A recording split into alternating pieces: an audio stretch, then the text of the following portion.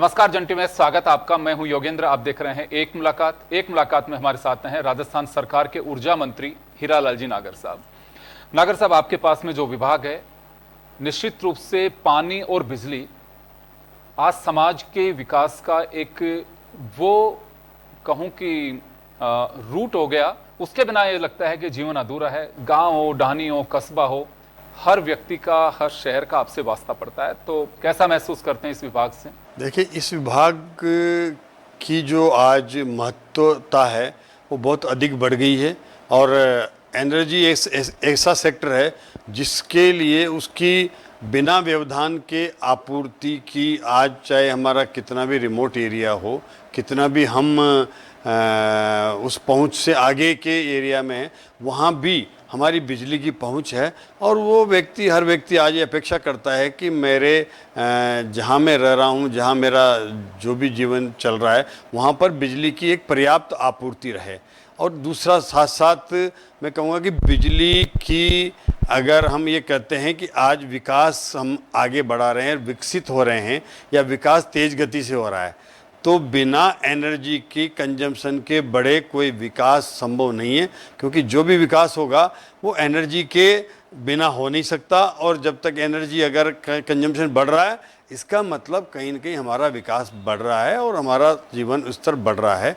ये एक इसका मापदंड है। तो आज की इस जो विभाग है, इसका निश्चित रूप से मुझे ये महसूस करता हूँ। मैं देहात रिमोट क्षेत्र से आया हूँ, गांव में पला हूँ, बड़ा हूँ, और मुझे वो आवश्यकताएं और वहाँ की ज़रूरतों को मैंने देखा है। लगातार हमारा विभाग प्रयास कर रहा है कि हम मुख्यमंत्री जी के विजन को आगे बढ़ाते हुए हर किसान को दिन में बिजली मिले। इसके लिए 2027 के पहले हम तैयारी कर रहे हैं कि राजस्थान के हर किसान के खेत तक हम दिन में बिजली पहुंचाने का काम करें, ताकि वो भी, हमारा किसान भी अब रात के समय न तो अपनी नींद खराब करे, न अपना सर्दी में जो कड़ाके की ठंड पड़ती है, चाहे वहाँ आवश्यकताओं के अनुसार जो रिस्क होती है उसकी, वो भी ना हो। तो इसलिए दिन में बिजली देने का लगातार प्रयास कर। कैसे होगा सर? मान लो कि बिजली अगर दिन में फैक्ट्रियां भी यूज करेंगी और किसान भी यूज करेगा और आम उपभोक्ता है वो तो करेगा, तो फिर कंजम्पशन है उसका लोड एक ही समय पर पड़ेगा उसका, या फिर फैक्ट्रियों में इवनिंग में, नाइट में शिफ्ट करेंगे उसे लोड? राजस्थान एक ऐसा प्रदेश है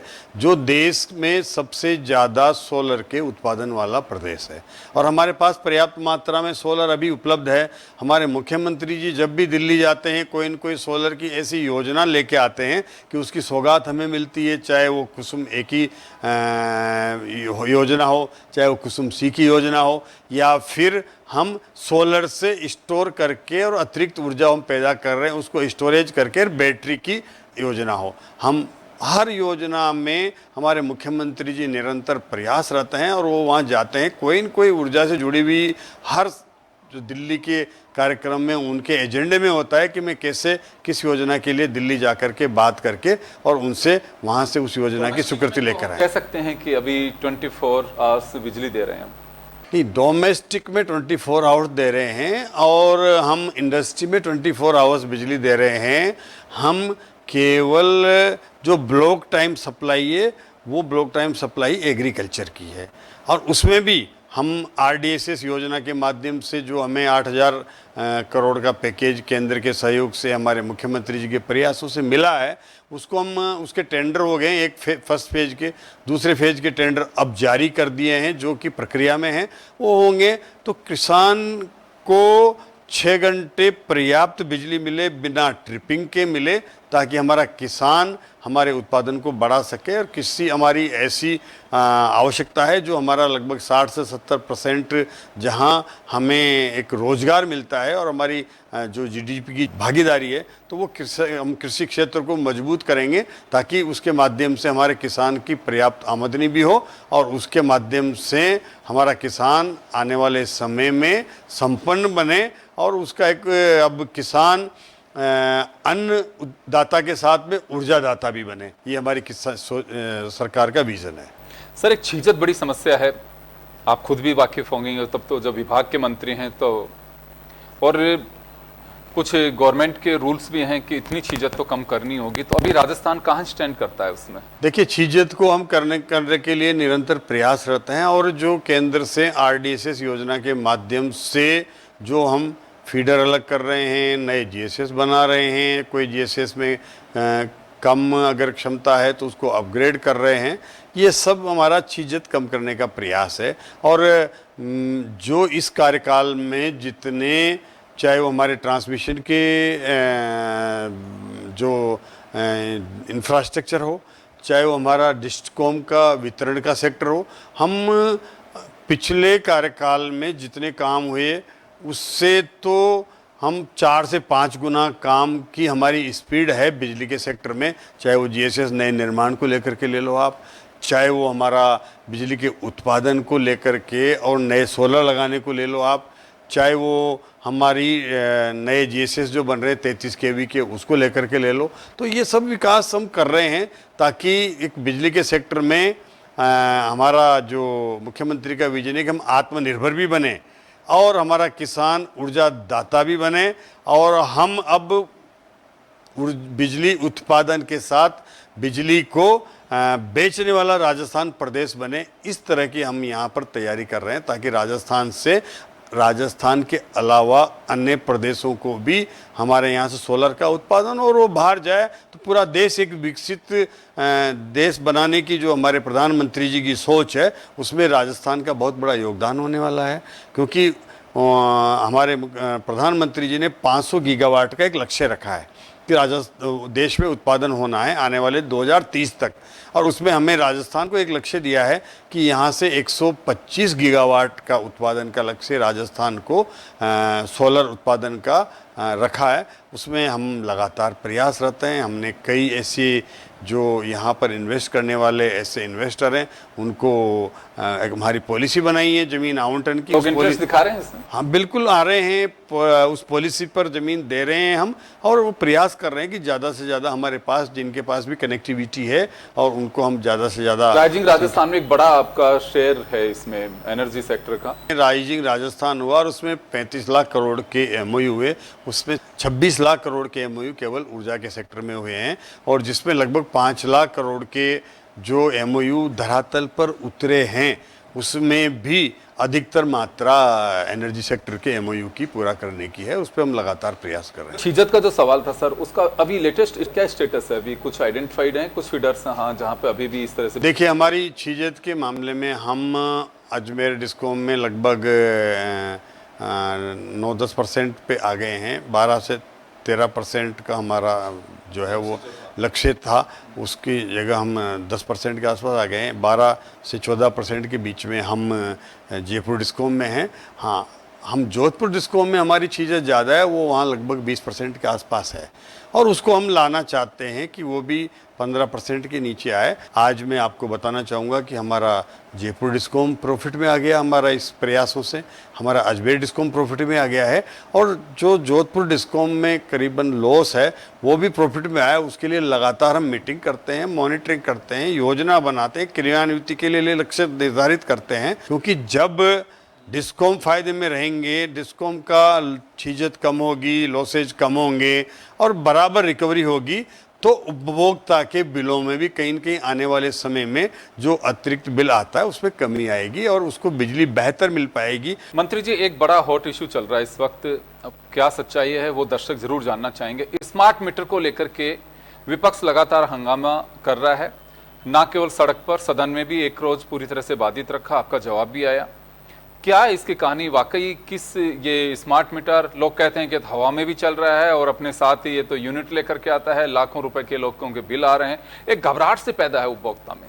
देखिए, स्मार्ट मीटर मैं आपको माध्यम से बताना चाहूँगा कि हमने अशोक जी गहलोत के घर पे भी लगाया है, हमने मेरे घर पे भी लगाया है, मुख्यमंत्री निवास में भी लगाया है, और जितने भी हमारे बड़े अधिकारी हो, कर्मचारियों हो, उनके सबके यहाँ लगाया है।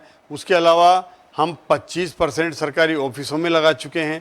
हमारा लक्ष्य है कि जल्दी से जल्दी सारे जितने भी हमारे सरकारी ऑफिसेज हैं, कार्यालय हैं, कोई भी हमारे निगम हो, चाहे वो हमारे पेयजल योजनाएं, उन सब पे स्मार्ट मीटर लगें, उसके लिए लगातार प्रयासरत हैं। और हम स्मार्ट मीटर के बारे में जो ये झूठा प्रचार प्रसार प्रोपेगेंडा कांग्रेस के माध्यम से किया जा रहा है, ये झूठ बोलते हैं।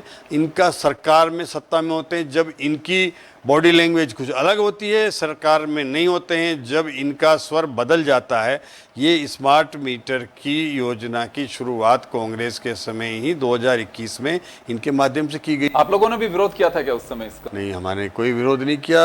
हमने कहा था कि स्मार्ट मीटर लगे, लेकिन उसकी जो विश्वसनीयता होनी चाहिए, और वो हम विश्वसनीयता के साथ इसको लगा रहे हैं।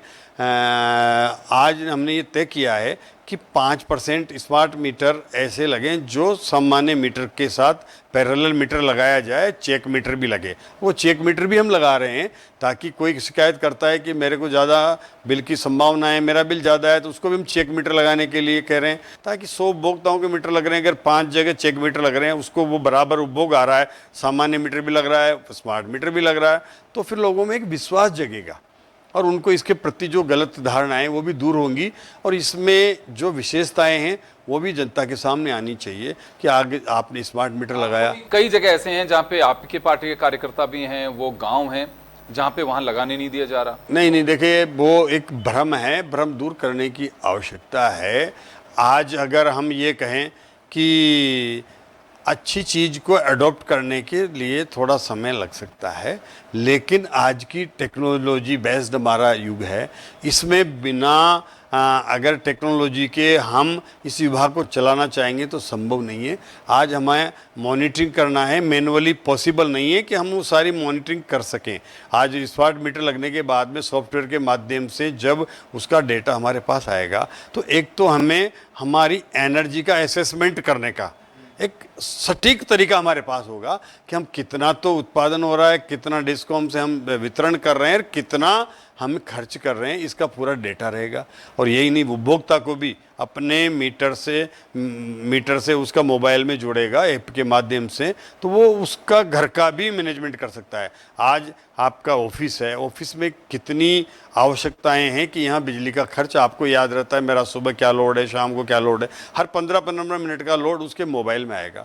वो मोबाइल के माध्यम से वो देखेगा ऑफिस में बैठा है या कहीं काम से बाहर गया है। लेकिन अगर घर पे उसका मोबाइल में लोड ज़्यादा बता रहा है, आवश्यकता नहीं है, तो फ़ोन करके डायरेक्शन दे सकता है कि ये लोड क्यों चल रहा है, कहीं ज़्यादा पंखे चल रहे हो, ऐसी अनुपयोगी चल रहे हो, या कोई ऐसे इक्विपमेंट चल रहे हो, तो उनको बंद किया जाए, तो उसका बिल कम आ जाएगा। नेक्स्ट फेज में क्या होगा, इसको प्रीपेड करेंगे? क्योंकि ये भी एक चर्चा है। हमारी प्रीपेड करने की कोई भी हमें योजना लागू नहीं कर रही है, एक ऑप्शनल है। अगर उपभोक्ता चाहे कि मुझे अभी इसी तरह से हमारा पोस्ट पेड पे रहना है, उसको पोस्ट पेड का बिल आएगा मोबाइल पे, वो बिल जमा करे और उसका बुक चालू रहेगा। आज भी मोबाइल कैसे चल रहा है, प्रीपेड और पोस्ट पेड दोनों चल रहे हैं ना, तो उस तरह से आ रहा है ये योजना? हाँ, वो दोनों रहेगा उसमें। अगर कोई प्रीपेड पायलट प्रोजेक्ट वगैरह शुरू किया? नहीं, वो प्रीपेड चाहेगा कि मुझे प्रीपेड पे जाना है, तो उसकी फायदे में बता दूं कि जो प्रीपेड करेगा जाएगा, उसको हम 15 पैसे पर यूनिट का बोनस देंगे, छूट देंगे उसको, 1 यूनिट पे 15 पैसे, तो वो प्रीपेड की तरफ जाए। बड़े लोग हैं वो प्रीपेड कर सकते हैं, उनके पास पैसा है। लेकिन छोटा व्यक्ति किसी की ठेले की मशीन लगाता है, कोई हमारा दिहाड़ी का रोजगार करता है, कोई रोजाना जिसकी इनकम हो रही है और उसको महीने का इकट्ठा नहीं हो रहा है, वो चाहता है कि मुझे 5 दिन का रिचार्ज कराना है, तो वो 700 रुपये डाल सकता है। फिर 5 दिन उसका हो गया, मेरे 5 दिन बाद फिर रिचार्ज कराना है, तो वो डाल सकता है। ये इसमें ऑप्शन है, तो वो जितना चाहे उतना टॉपअप करके रिचार्ज करके, और वो देख सकता है कि मेरी व्यवस्था को, मेरी आवश्यकता है उसके अनुसार खर्चा हो। हम मोबाइल का भी बैलेंस करते हैं कि मेरा बैलेंस कम रह गया, मुझे यूज नहीं करना, वरना मैं मोबाइल बंद हो जाएगा, तो वैसे ही बिजली बंद हो जाएगी, तो वो उसको वैसे व्यवस्थित कर सकते। केंद्र सरकार की योजना है, मीटर लगने हैं, आई थिंक सभी राज्यों में चला जाएगा ये। अपने भी 14,000 करोड़ के टेंडर हुए हैं। कांग्रेस का ये आरोप है कि ब्लैक लिस्टेड कंपनी को आप लोगों ने वर्क ऑर्डर दिया है। इसका जवाब अपने एक सदन में ये भी कहा कि भाई आप ही के टाइम की योजना है, लेकिन कहा जा रहा है कि जून 2024 में ब्लैक लिस्टेड हुई और उसके बाद में आपने इसे टेंडर दे दिया। स्मार्ट मीटर की योजना है। अशोक जी गहलोत ने अपने बजट घोषणा में 2021 में इसकी घोषणा की कि राजस्थान में हम प्रीपेड स्मार्ट मीटर लगाएंगे। ये उनकी घोषणा है, इसका मेरे पास दस्तावेज है, बजट घोषणा है उनकी। और उसके बाद उन्होंने लगाए 5.5 लाख मीटर। उसके बाद उन्होंने RDSS योजना को एक्सेप्ट किया, उसको अपने कैबिनेट में उस पर सर्कुलेशन के माध्यम से उसको स्वीकार किया, उसको लागू किया। उन्होंने टेंडर जारी किए, टेंडर हुए, प्रक्रिया हुई, और उस प्रक्रिया के दौरान ही 80वीं जो मीटिंग थी उसमें ये निर्णय किया गया कि जो ऐसे संवेदक जो राजस्थान में कोई भी संवेदक वो ब्लैक लिस्टेड नहीं है डिस्कॉम में, और अन्य प्रदेशों में वो ब्लैक लिस्टेड है, तो राजस्थान में ब्लैक लिस्टेड नहीं होगा। राजस्थान में मात्र वही संवेदक, वही कॉन्ट्रैक्टर ब्लैक लिस्टेड होगा जो या तो भ्रष्टाचार में लिप्त पाया गया हो अन्य प्रदेशों में या हमारे प्रदेश में, या फिर वो किसी धाराओं में, आपराधिक धाराओं में लिप्त पाया गया हो और उसको ब्लैक लिस्टेड किया हो अन्य प्रदेश में, तो हमारे यहाँ भी ब्लैक लिस्टेड माना जाएगा। इसमें न तो कोई हमने दस्तावेजी चेंजेज किया, न कोई कंडीशन बदली, न इसके टेंडर के जो जितने 10 अगर इसके टेंडर थे तो 10 ही टेंडर रखे, वही कंडीशन रखी, वही शर्तें रखी, उन्हीं पे टेंडर हुए हैं और वो एक पारदर्शिता के साथ हुए हैं। ये इनके आरोप झूठे हैं, और जिस फर्म को ये टेंडर मिला है, नो टेंडर, उसकी बात करते हैं ब्लैक लिस्टेड की, वो फर्म भी ब्लैक लिस्टेड नहीं हुई थी हमारे यहाँ जिसको ऑर्डर हुआ है। उसकी एक सब्सिडरी कंपनी आप मान लो, वो दूसरा नाम है उसका, वो वहाँ ब्लैक लिस्टेड हुई थी गोवा में। तो ये किसी तरह की जनता में एक भ्रामक प्रचार करना, विपक्ष में बैठ कर के जनता को गुमराह करना, अपनी योजना अगर इनके समय की होती, इनका राज आज होता तो ये स्मार्ट मीटर यही लगाए होते जब वो ठीक थी। आज हमारा राज आ गया, हम लगा रहे हैं, तो वो गलत हो गई है। कस्टमर की इच्छा पे है कि वो स्मार्ट मीटर लगवाना चाहिए, लगवाए, नहीं लगवाना चाहिए, नहीं लगाए, मीटर को लेकर के कोई प्रेशर नहीं उन पे, या सभी को लगवाना होगा? स्मार्ट मीटर लगवाने के पीछे एक डिस्कॉम का, केंद्र सरकार का जो गाइडलाइन है, जो उद्देश्य है, टेक्नोलॉजी पे जाना चाहते। पूर्व सरकार ने भी एक्सेप्ट किया, कुछ कारणों से किया, अच्छा ही होगी तभी किया होगा। चुनाव के समय भी हमारे प्रधानमंत्री जी ने कहा था कि हम कांग्रेस की जो भी अच्छी योजनाएं होंगी उनको निरंतर जारी रखेंगे। हमने इसको जारी रखा क्योंकि ये स्मार्ट मीटर योजना गलत नहीं है, और इन्होंने भी चालू किया क्योंकि गलत नहीं थी, इनको लगा।